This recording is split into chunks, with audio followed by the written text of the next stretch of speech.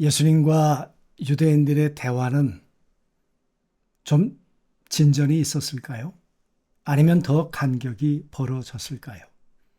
오늘 2월 28일 8장 마지막으로 묵상하는 날이 되겠습니다. 오늘은 42절부터 59절까지 말씀인데요. 일부를 같이 읽도록 하시죠. 예수께서 이르시되 하나님이 너희 아버지였으면 너희가 나를 사랑하였으리니 이는 내가 하나님께로부터 나와서 왔음이라. 어찌하여 내 말을 깨닫지 못하느냐? 이는 내 말을 들을 줄 알지 못함이로다. 너희는 너희 아비 마귀에게서 났으니 너희 아비의 욕심대로 너희도 행하고자 하느니라. 내가 진리를 말함으로 너희가 나를 믿지 아니하는도다.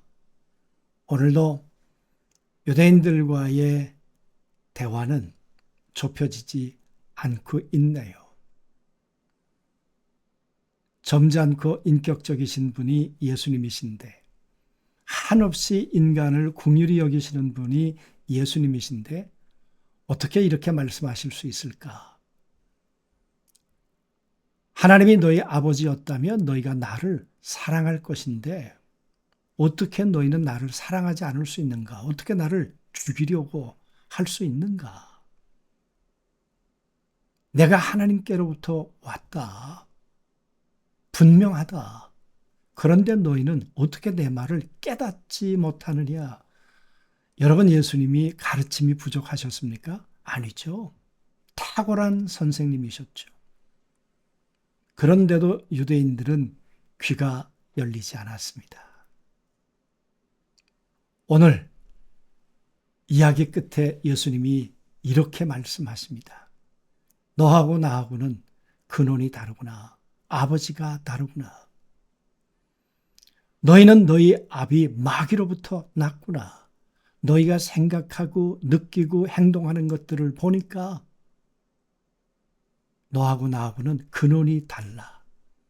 너희가 하나님의 사람이었다면 나와 소통이 됐을 것인데 그 말씀이시겠죠. 정말 심한 말씀인데 이 말씀을 조금 더 살펴보도록 하죠. 우리가 무엇으로 사실을 증명하겠습니까?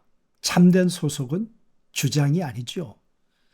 나의 삶이 향하는 것, 내가 반응하는 것, 내가 정말 예수 그리스도의 음성을 듣고 그 하나님의 가르침을 귀를 열고 듣는 것, 여러분 그런 것 아니겠습니까?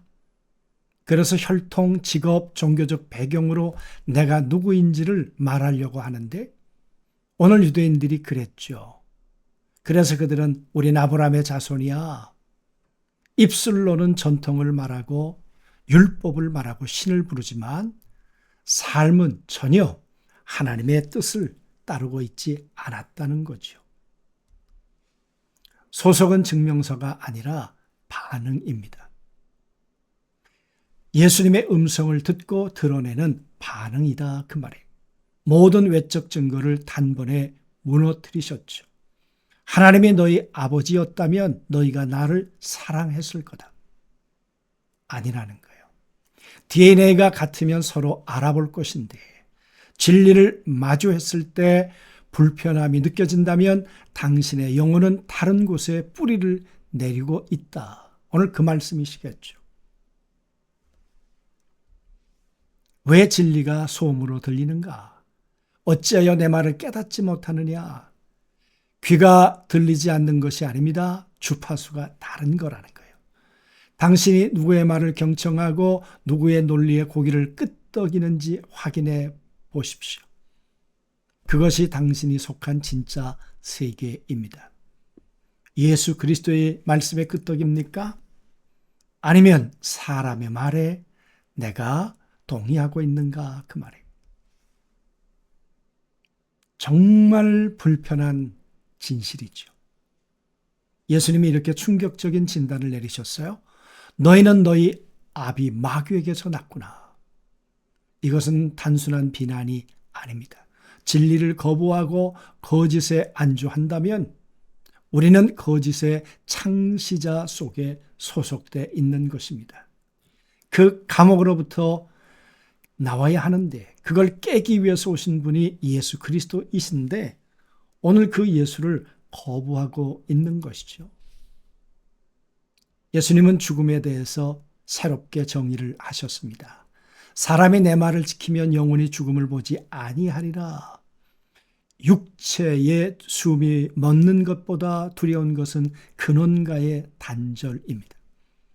예수님이 하나님께서 말씀하신 생명은 단순한 호흡이 아니라 하나님과의 연결 그 자체인 것이죠.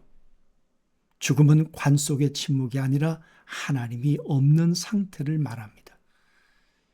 율법을 가지고 있지만, 전통을 가지고 있지만, 절기를 지키고 있지만 그들 속엔 오늘 하나님이 보내신 홀로고스, 이 예수 그리스도의 음성이 그들에겐 없어서 물을 포도주로 바꾸질 못하고 38년 된 병자가 일어나질 못하고 니고데모처럼 새로운 피조물이 되지 못하고 있단 말이죠.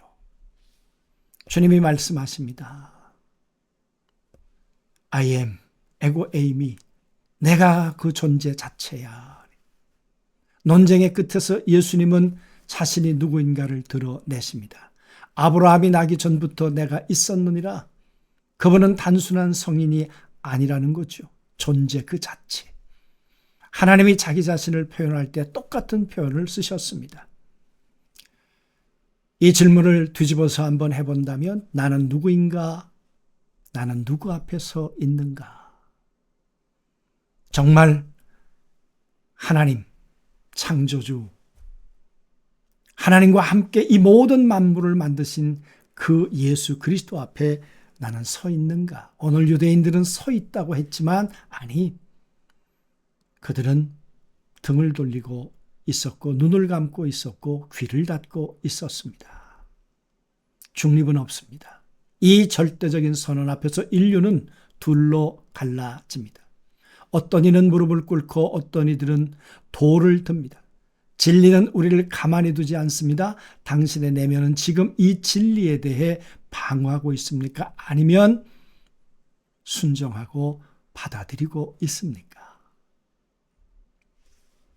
나를 찾기 위한 세 가지 질문을 한번 던져보았으면 좋겠습니다. 내가 누구의 음성을 듣고 있는가? 누구의 주파수에 나는 귀를 열고 있는가? 내 내면이 거부감 없이 받아들이는 목소리는 무엇인가? 예수 그리스도의 음성이 불편하다면 나의 수신기가 어디에 맞추어져 있는가? 왜 여러분 교회 나오시다가 마음을 닫습니까? 주파수가 그리스도에게로 열려져 있는데도, 맞춰져 있는데도 그럴까요? 우리의 반응을 정직하게 돌아보면 좋겠습니다. 예수님의 말씀 앞에서 나는 방어 기제를 세우는 것이 아니고 그 적대감의 뿌리가 어디서 오는지를 찾아보자 그 말이에요. 어디서부터 이 적대감이 예수님을 향해 쏟아져 오고 있는가? 오늘 예수님 말씀하신 것처럼 나의 영적 근원은 마귀는 아닌가 그 말이에요. 존재의 근원을 앞에 서보자 그랬습니다. 나를 증명하는 노력을 멈추고 스스로 계신 이 앞에, 예수 그리스도 앞에 단독자로 서는 것이죠. 소속은 내가 만드는 것이 아니라 그분을 만날 때 내가 새롭게 발견되는 것입니다. 성경은 이렇게 말합니다. 나는 너의 아버지가 되고 너는 내 자녀가 될 거야. 내가 너를 고아와 같이 버려두지 않을 거야. 새롭게 발견된 존재. 이게 하나님의 자녀인 것이죠.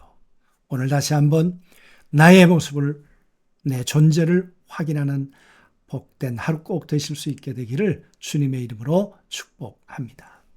전능하신 아버지, 오늘 내 존재의 근원은 무엇인지, 하나님인지 아니면 마귀인지, 속이는 자인지 아니면 나를 한없이 생명을 얻되 풍성히 얻게 하려고 하시는 분인지 다시 한번 정직하게 우리 자신들을 돌아보게 하시고 내 존재의 근원을 오늘도 찾아갈 수 있도록, 그리고 그리스도의 말씀을 통해 진리 안에서 참 안식과 자유를 경험할 수 있도록 한없는 하나님의 성령을 우리 안에 부어 주옵소서. 예수 그리스도 이름으로 기도하옵나이다. 아멘.